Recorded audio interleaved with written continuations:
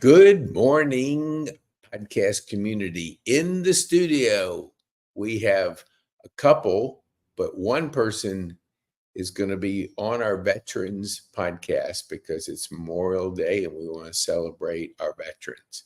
So Frank has graciously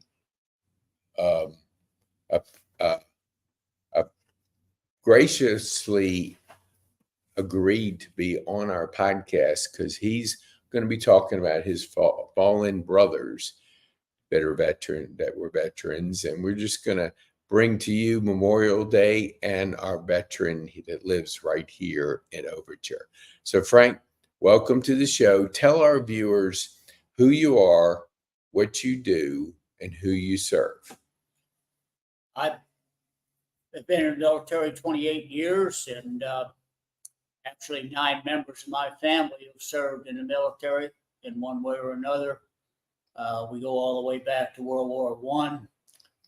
I myself spent 22 years in active duty and in the reserves. Here we are. Wow, that's good. Now tell our viewers, here's your water.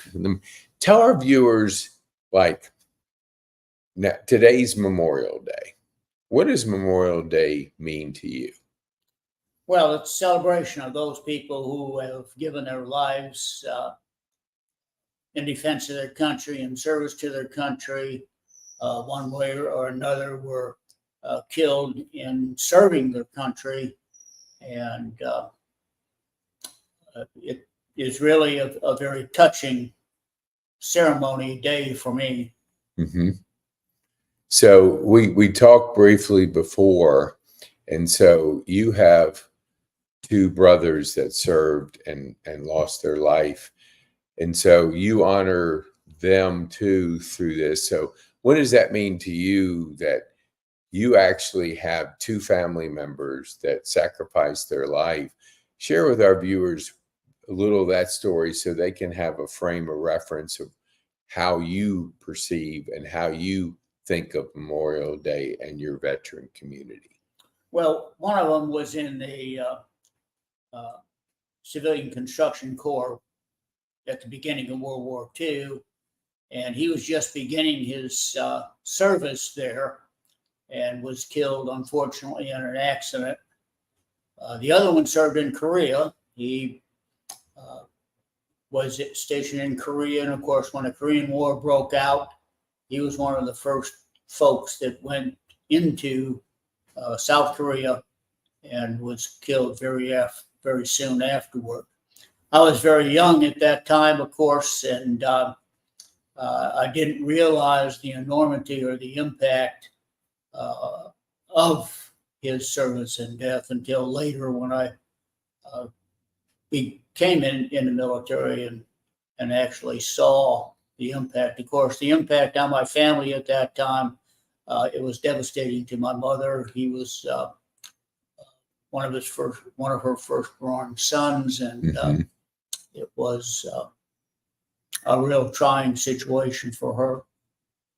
Yes, I mean, I know a fair amount of people that have buried their son or daughter before which they're a lot older, being parents. There's nothing probably more dramatic or terrible, whatever you want to say, when you go before your kids. I mean, your kids go before you. How many brothers and sisters did you have in your family? Well, I have 15 brothers, 2 sisters, and 9 of us have served in the military. Wow. So I want you to talk to the younger people. It's hard when you don't experience something to understand the significance of a weekend like Memorial Day. What would you say to a younger Frank at 25? What would be, because you've lived a longer life than obviously somebody young, what do you say to that younger Frank of the sacrifice and what Veterans Day means to you? Well, young people are being torn apart by all the forces in our society today, and I think it takes a very courageous, extraordinary individual to stand up and join the military, number one. We've put so much pressure on the military in the last 20, 30 years. It's difficult for any young person to really understand that. Our allegiance to the military is very, very much on the wane. There's only about 8 to 10% of young people even contemplate military service. Mm-hmm. And unfortunately, a very small percentage, 3 to 4%, actually qualify, either because of some physical shortcoming. And that's the biggest impact. In some cases, we get drug impacts. Unfortunately, we have the stuff going around that marijuana doesn't hurt. You can participate in drugs, but you can't function under stress in a situation where you might have yourself, your friends at risk, possible death. They're thinking impaired in some way or another. So it's really tough. And of course, for young people, there's so much anti-Americanism today, and we have so much garbage taught in our schools. I don't think they get a real feel for the history of the company or their country, and what our country has done for the world. That is really, really not taught, in my view, to the extent that it should. I totally agree with you. What do you think? Some countries have like 2 years of mandatory service in their military. If you were like the general and you were making decisions, how would you handle people getting a better understanding of freedom, sacrifice, and serving? Would that be something that you would consider, or what would you do in your position if you had that kind of that authority? Would you want everybody to serve at least a short period of time so they can grasp the importance of really serving your country? My personal opinion is yes. I think the draft was a great thing for our country. My personal opinion is everyone, unless you're totally physically or mentally disabled, ought to serve at least 2 years. A mandatory training requirement and additional education, demonstrating and showing the impact of the world on our survival and our impact on the world for their survival. I think that ought to be, like I say, mandatory 6 months. And during the same time, teach them proper nutrition, proper physical care for themselves. And then after that, give them a choice of any 3 areas that they can serve, either in the medical community, the hospice, nursing care field, and or in the military, and they complete their remaining 18 months in that service. And I think that young people particularly would have a much better feel for what commitment is to our country and serving other people. And that's exactly what the military does,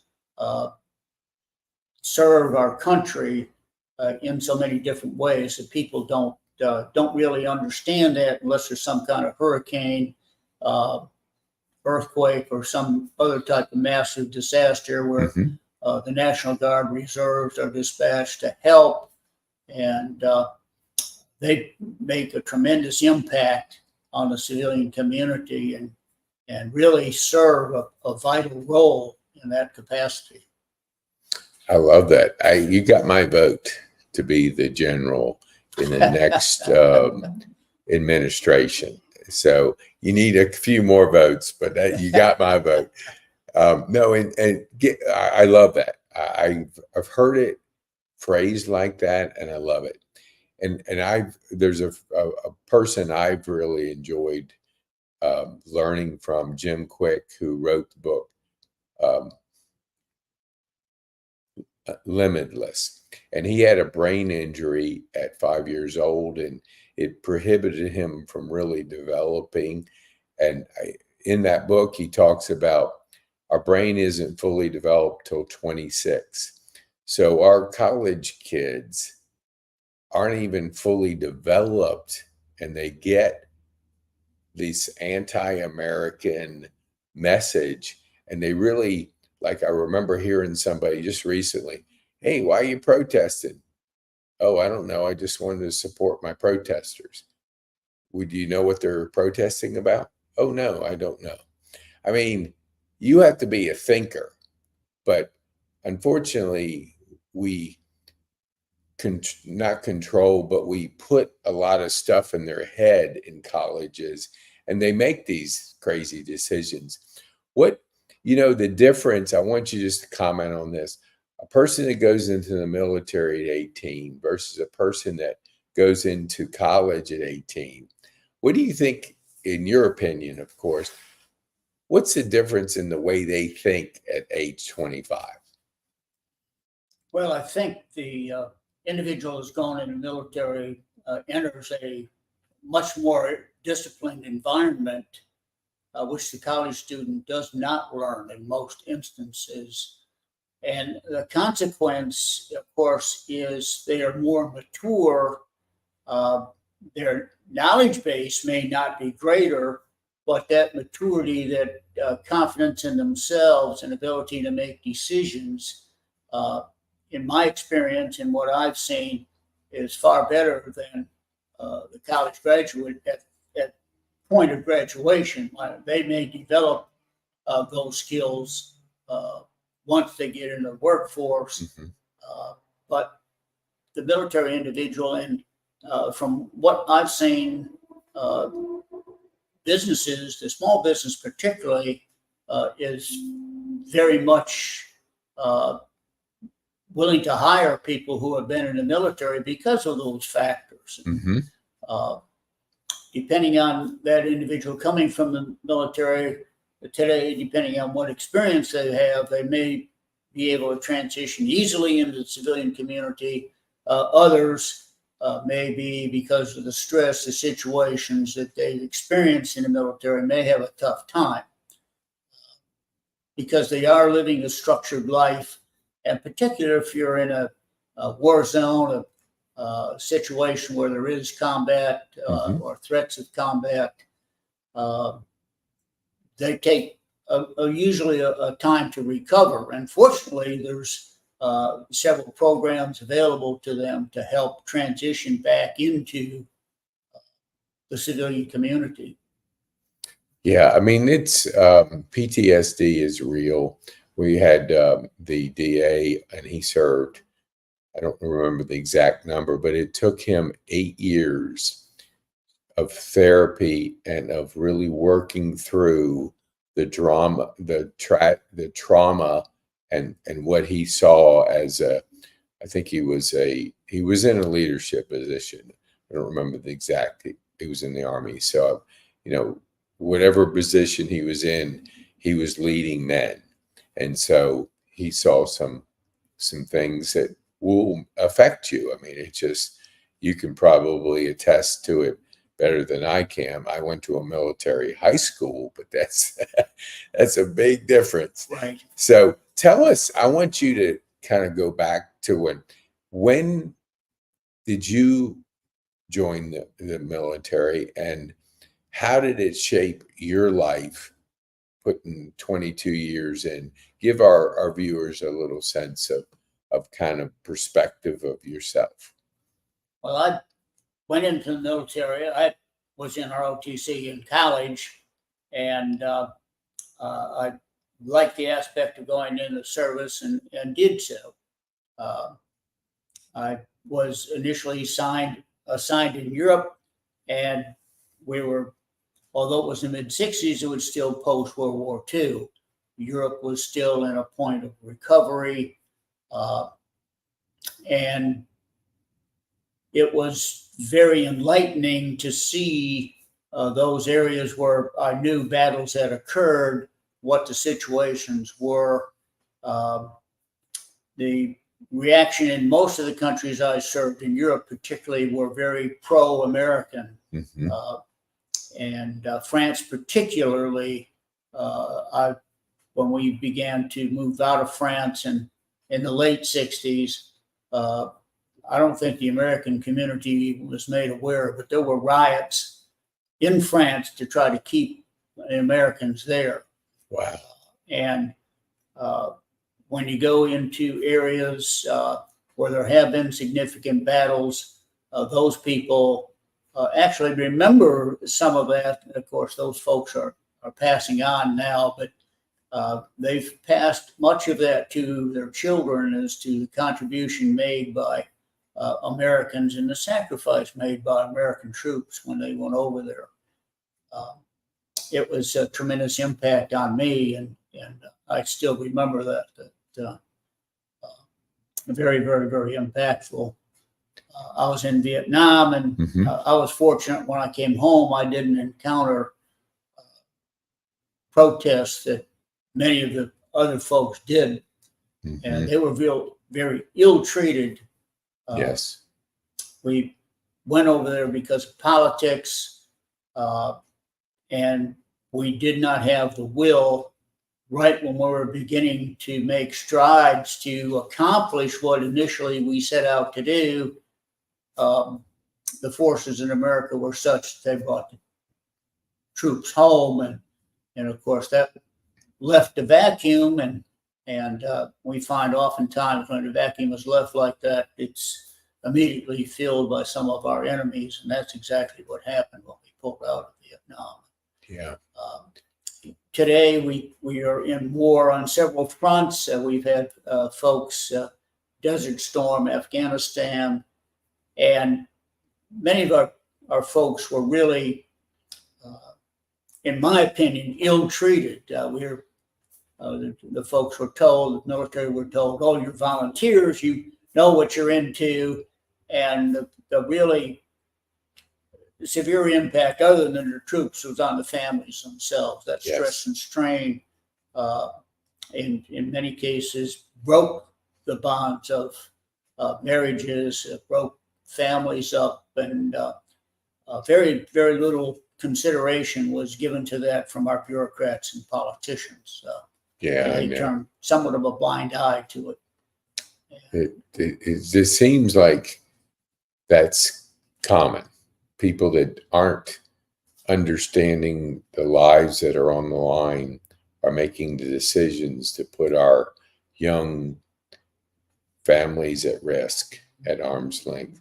I want to get back to one thing. I know when you said, with France coming back, you brought part of France home with you, and it was not just a, remembrance. It became part of your life. So share with our viewers what France means to you, and somebody that has been dear to your heart and has helped you build a family, what that means to you, because it's obviously more than most, because they're not in the position that you two are in.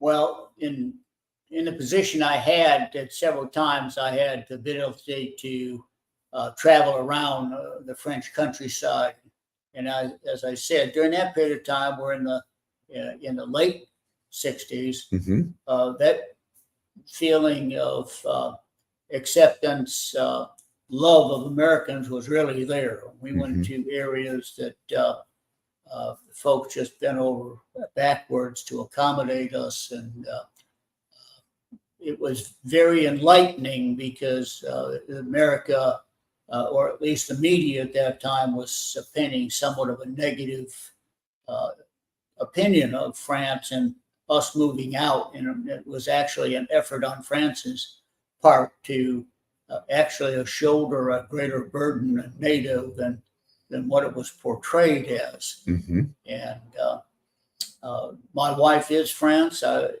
France. I was fortunate enough to meet a beautiful young lady, and Mm-hmm. unbeknownst to the French at the time, I sneaked her out, and we. That is, I love that, because people don't consider love to be an international language. What would you say to the people that don't believe in that? Would you kind of disagree with them and say that it is an international language? Because you didn't at the time speak fluent French, but now you're pretty good at it because you've been able to learn a little bit over the years. Share with our viewers just that perspective. Well, when you get out in the United States, I think there's two notable things that you notice. One is the commonality of average families. They want to take care of their families. They want to protect their children. They want to protect their husbands, their wives. And that's common, I've found, in every culture across the world. That common care for that family is there. So the force of love is universal. It isn't restricted to any one particular area or one particular segment of society anywhere. In fact, in some of the worst dictatorships, the only thing that has really enabled folks to tolerate that is the love with one another and the care they have for their families and their neighbors. That's really, really critical. I think the other thing is, particularly today, we don't see the impact of war. We look at war being fought by airplanes and drones, but we haven't seen anything in Ukraine, even in the Hamas-Israeli conflict going right now. We don't see the impact directly on the people. We show the buildings that have been destroyed, and we show some of the headquarters, but the impact on the families, on the people, they're not involved in, or involved indirectly, I should say. They still have to try to survive. They have to try to protect their families. And many times they don't have the means to do it at all. Oftentimes you see the criminals and the ne'er-do-wells run rampant because in many places, the first thing they want to do is take the weapons away from the common people. And so they have no way to defend themselves. Fortunately, we still have weapons in the hands of people. And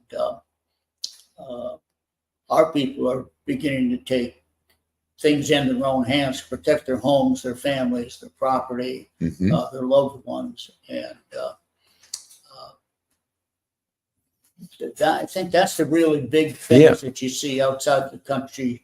The other thing I think you see is not only love is universal, but you find the economic position of many countries outside the United States, particularly the lower third or lower 40%, are in much more stressful economic situations than we are here in America. Most Americans don't understand that. They don't have any concept of the poverty that actually exists in many parts of the world.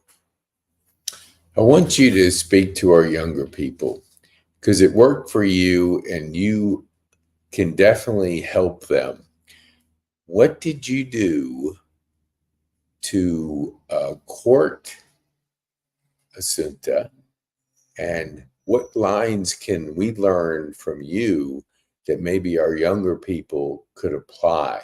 Because you were able to bring her here, you were able to marry her, build a family.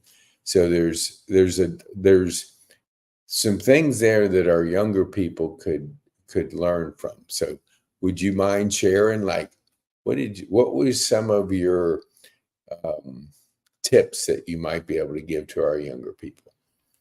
Well, I'm not sure that I know very much about that, but Well, it worked for you. So, I mean, you might not think they are, but our younger people are like, hey, I like this girl, and we're challenged by whatever. And you were able to follow your heart. So I've heard some of it, so I know a little bit. But for our viewers that don't have a perspective of it and don't live at Overture, they don't totally understand it. But just share it. I mean, it's kind of fun. I'm not trying. I am putting you on the spot, but kind of not, sort of. Well, just your personal thought. When you're raised in a family of 15, you have love for one another. You care for one another, but my family extended over about 2 decades. So I had brothers who were already gone, raising their families. I had others that were much younger than I, and I started work. So the difficulty I had was expressing my love for another person. And in fact, I think there was a couple of relationships that actually broke down because I didn't know that. I finally grew up and a little bit and realized that if I found someone that I really liked and wanted to spend some time with, I had to be more open and express my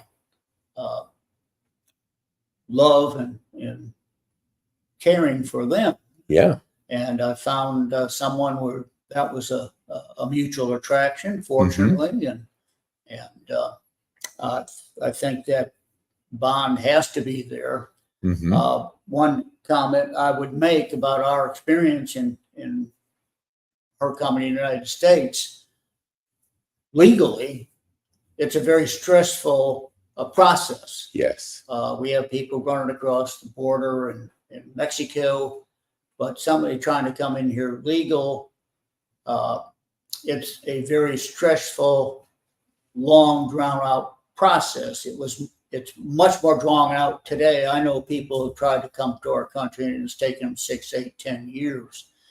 We were fortunate to do it in several months, but she had to make several visits to the embassy. She was interviewed several times, had to undergo several personal interviews, and it was very, very much a stressful situation.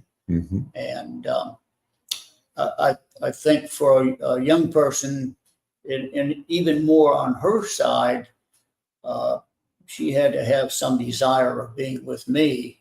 Right. And you'd have to have a separate broadcast and talk to her, Pete. Yeah. Oh, yeah. Because, I mean, it's one. See, I know some people. The reason I asked that, I have some friends from Brazil, and they came over here not being able to speak one word of English, and they had to figure it out. And it was like, when you go into a new country and you don't speak the language, unless you've been in the shoes of that person, you have no idea what it's like, because we all grow up speaking English and we think, yeah, everybody speaks English. Well, not everybody speaks English. So it had to be, that would be a cool podcast to really hear the mindset of somebody that is in a different country that doesn't speak, the native tongue, and you have to figure it out. Because I think of Juliana, she came here and she started working at McDonald's, and she built, because she spoke Portuguese and Spanish, she built a team because she could communicate with them, but she didn't know anything, and she had to figure it out. There was no safety nets, no nothing. It's like, you either make it or else. So it's like, that's a whole different mindset than like, okay, if I don't make it, I got my family to go back to. In a lot of cases, you don't, because your family's back home. So you're by yourself. And so you have to figure it out or else. So I know we won't go into that, but I want you to, one before we wind down, because I know you have to go visit your son.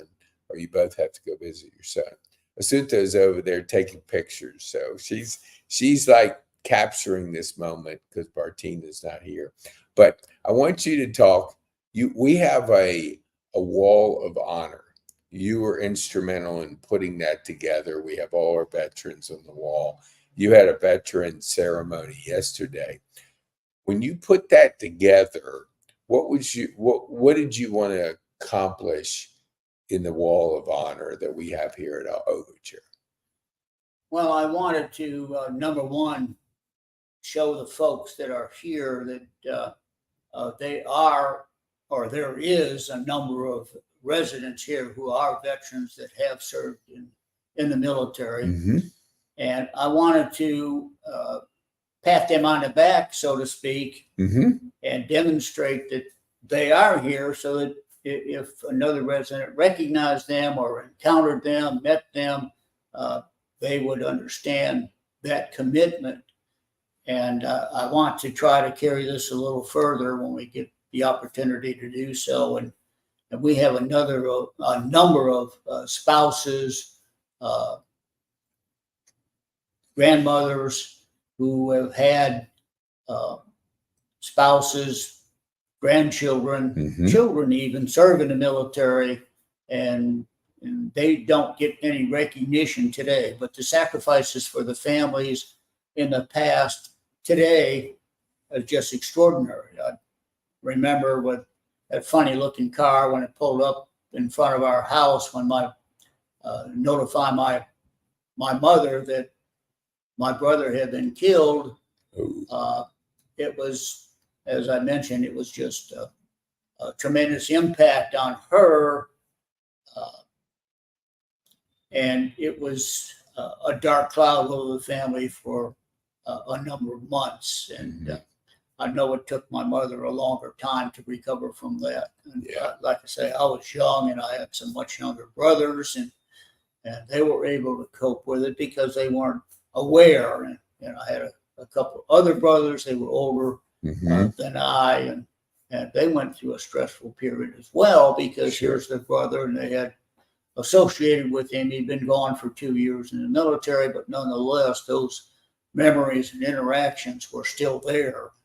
And it was a definite impact on them. But that wall of honor to me is an expression of the appreciation of the veterans we have here, and acknowledgement that all walks of life, all different colors, many different ethnic origins have all served our country. And I think that's the real big impact of the wall. Yeah, that's so good. I'm glad that's sharing that in those words. I like how it's all framed, because we do have to celebrate and make aware, because sometimes you don't know who served unless you have a way of, honoring them in that service.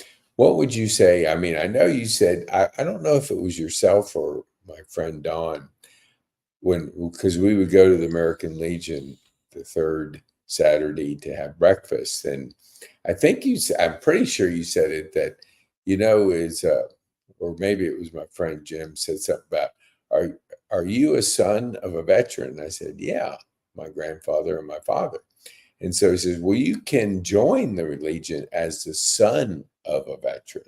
So I just got my card yesterday in the mail. So it's a nice card. So I go to breakfast with y'all the third week. Now I'm a card carrying member of the American Legion. So that makes me feel, because my dad, he's passed, and my grandfather obviously has. They served, in the World War I and World War II. So yeah, it does. I didn't have any idea that is part of the American Legion, because it makes sense, because when we go to breakfast, it's older-ish. So you got to kind of bring in the younger people, and the sons of a veteran are the younger people. So that is I'm sure that's been out there for a while, but I didn't know it. So if our viewers, and you're in Kennesaw, Marietta,